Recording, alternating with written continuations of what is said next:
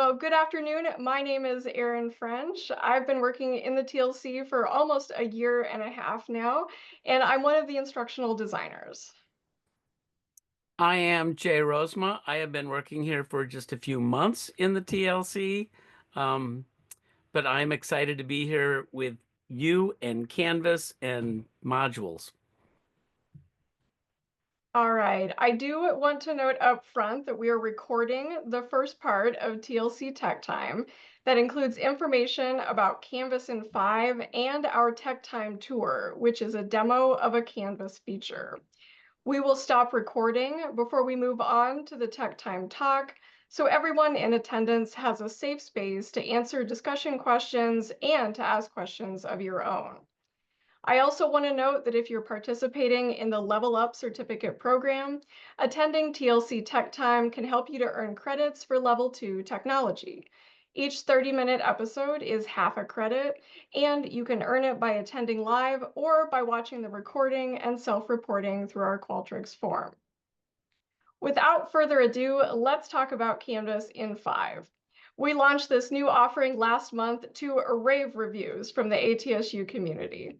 Canvas in 5 does what it says on the tin. In 5 minutes or less, we'll help you to quickly learn about a tip, trick, or feature in Canvas.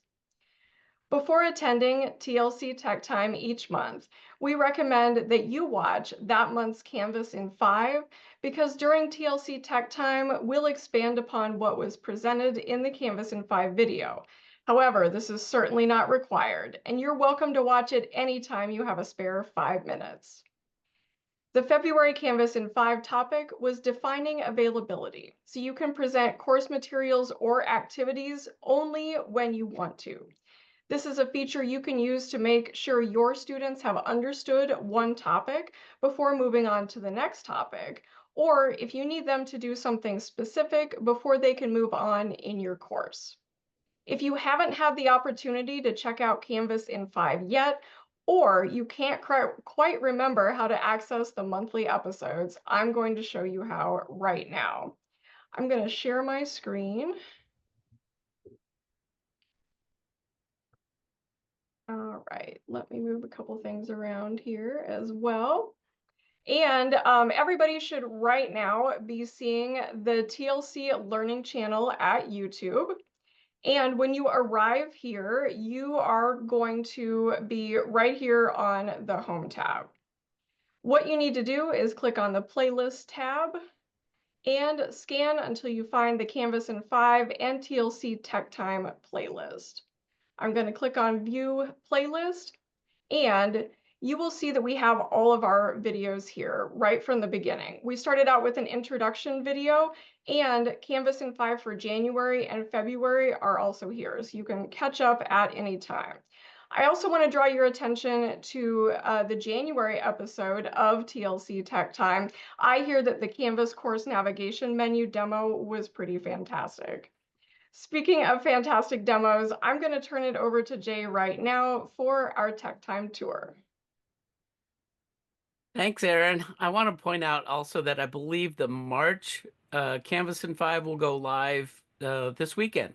So if you want to get a head start on it, you can check it out there. I am going to share my screen. And you should be seeing Jay's awesome Canvas site in front of you at this point.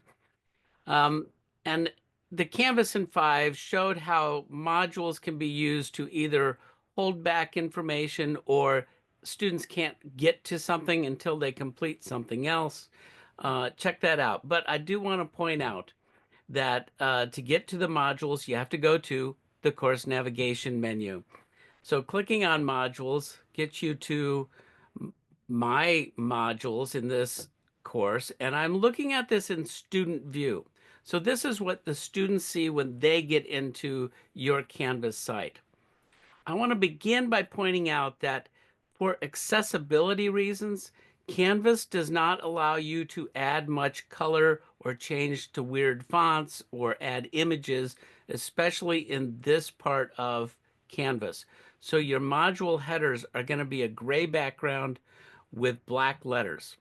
You can't change these, nor can you change each of the items within a module. They are stuck with black lettering and no color behind them. But you do see that there is a blue highlight that comes up when you're over each item in the module. Like I said, this is all for accessibility reasons, which is probably a good thing, right? I want to point out some features about modules that you may or may not realize. First of all, is this little arrow right here next to the module name. And that little arrow, if you close it, it closes up the module, which is really nice to collapse them if you've got really large modules, and students can quickly get to the lower modules by closing them. You can also do this by selecting collapse all and then expanding the ones you want. The module settings, if you watched our Canvas in 5 this last time, this is the module that I put all those settings in. The student has all the information right in front of them with all these settings. It says that there is a prerequisite that they have to complete the module 1 topic 1, which is this module, before this one, the second one, actually opens. It also tells the students they have to complete all the items in this module, and it gives you a status. Students will see a red circle with a line through it if they've started the module, or a red circle if they have not started the module. It will turn green once they complete everything in that module. Students also see literally a checklist on their modules. So you can see a green check mark if the student has viewed this page. They have contributed to the discussion, but they have not marked this page done, nor have they submitted the assignment here. So if I click on History of Marillion, if you scroll down to the bottom of the page, and this is when I say if a student has to mark it done, they might as well look at the page anyway, because they can't get to it at the top. They have to read through it. They probably will read it. Once they click mark as done, if you go back to modules, you will be able to see that now there's a green check mark there and not a blank dot. So now this student only has to contribute or has to submit this one assignment. So you can see where you are as a student, what you have to do in a module to complete that module. It's literally a checklist for you. Looking at the order of module content, um, let's look at module 1, topic 1. I see that there's an introduction. That's good. There's a case study. Then there's a grading policy, and there's a quiz. And this doesn't look right. We probably need to change this. So let me leave student view, and I am going to actually make some changes. For one thing, that grading policy does not belong in this module. It belongs in this one up here. So the easiest way to move things around is to literally grab this 8-dot grab bar, click and drag it up, and you can actually move it into a whole new module. So if you want to move stuff from one module to another, that's the easiest way to actually do that. Now I want to rearrange this, because why do I have a case study before I have the reading materials in this module? So again, I can just rearrange anything in this module to put it in the order that the students will see it. So that looks a little better, but let's move the case study all the way down to the bottom. Now, if I go back into student view, what I see is a module that looks a little more organized and a little bit better. There are a lot of different things in this module, and there are a lot of different parts and pieces that go to it, and sometimes the students may not know what something is just by the title that you give it. But there are clues.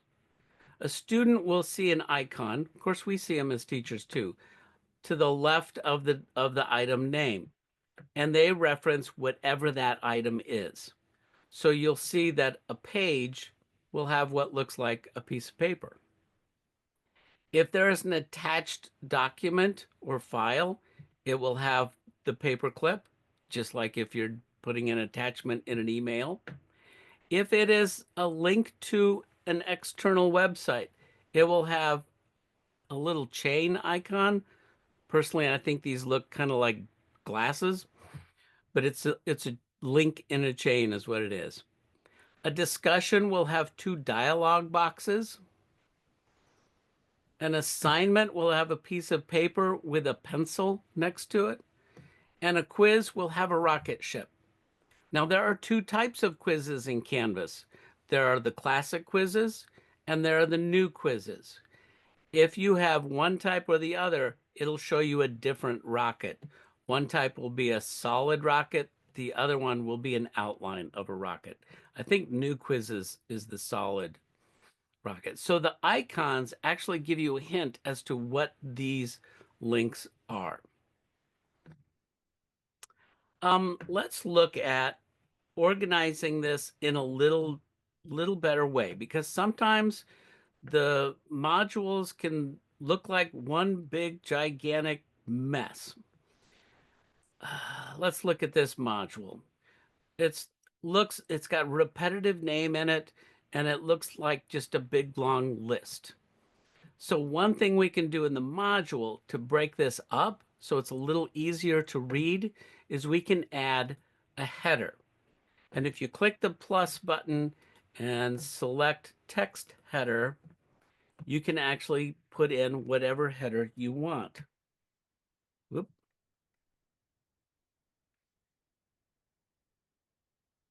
So I'm choosing script for a jester's tier. I'm going to add the item. Any added item to a module goes to the bottom. I'm going to move this all the way up to the top. I'm going to add another header.